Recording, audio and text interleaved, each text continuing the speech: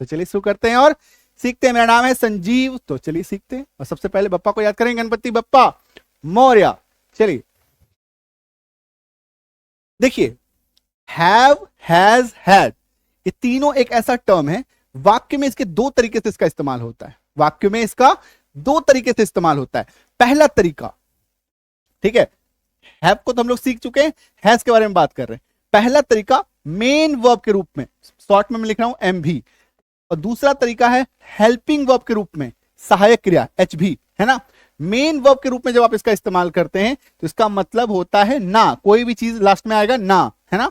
जैसे कि हैज का मतलब ये देखो, रखना या पास होना, रखना या पास होना। जैसे आपने कुछ रखा है अपने पास, ठीक है, सेंटेंस में कैसे दिखेगा, पास है, क्या दिखेगा, पास है। मेरे पास एक किताब है, मेरे पास एक कलम है, मेरे पास एक मोबाइल है, मेरे पास एक लैपटॉप है, मेरे पास एक कंप्यूटर है। कुछ आपके पास है, कुछ आपके पास है।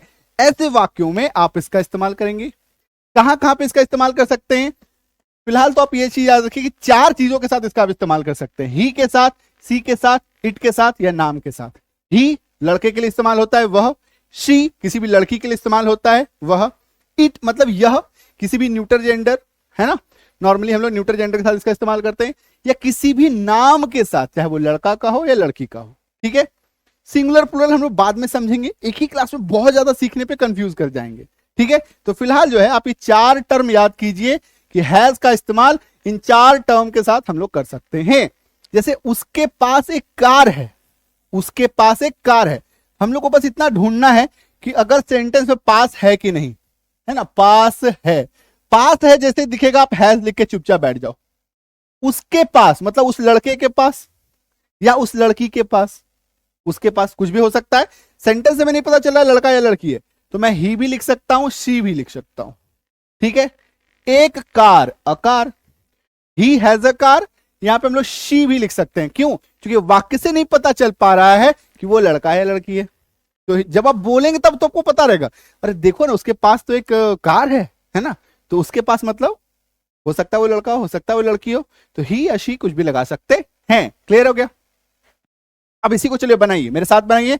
उसके पास एक कंप्यूटर है, क्या होगा इसका ट्रांसलेशन, फटाक से बनाइए। उसके पास एक कंप्यूटर है। सिंपल सा स्टेप है, हमारा काम है सबसे पहले ये ढूंढना कॉन्सेप्ट। कॉन्सेप्ट कहता है कि अगर किसी हिंदी वाक्य में पास है आपको दिख जाए, क्या दिख जाए, पास है, वहां पे मुझे ही, हैज या हैव लगाना है। अभी हम लोग हैज पढ़ रहे हैं, पता है हम लोग को यहां पे ही सीट नेम के साथ होगा, ठीक है। तो हम लोग हैज यहां पे लिख के चुपचाप बैठ जाएंगे। उसके, उससे पता नहीं चल रहा लड़की है लड़की है, लड़की मान लेते हैं, शी लिख देंगे, शी हैज। उसके पास है, इतना बन गया। क्या है अब, एक कंप्यूटर, अ कंप्यूटर बन गया। इसका अंग्रेजी लिखना है तो she has a computer, he has a computer. आई बात समझ में। तो इतना आसान है ये चीज, क्लियर है। अभी देखो रानी के पास एक स्कूटी है, चलिए बनाइए इसकी अंग्रेजी। रानी के पास एक स्कूटी है, फटाफट से इसकी अंग्रेजी बनाइए। रानी के पास एक स्कूटी है, स्टेप वही रहेगा, कॉन्सेप्ट पे फोकस करने का है, स्ट्रक्चर के पीछे नहीं भागेंगे। देखो कोई स्ट्रक्चर लिख रहे हैं, सब्जेक्ट लगाओ, वर्ब लगाओ, S3 लगाओ, V3 लगाओ, V1 V2 V3 के चक्कर में पागल हो जाइएगा, ठीक है। इतना मत पढ़िए। रीजन क्या है, देखो अगर आप कोई स्ट्रक्चर रखते हैं, सबसे पहले आप सोचिएगा अच्छा वाक्य ये है, कहां जाएगा, कौन से स्ट्रक्चर में जाएगा, ये वाला स्ट्रक्चर में जाएगा, ठीक है, ये लगाओ, V1 लगाओ, V3 लगाओ, इसी में पागल हो जाएंगे, है ना।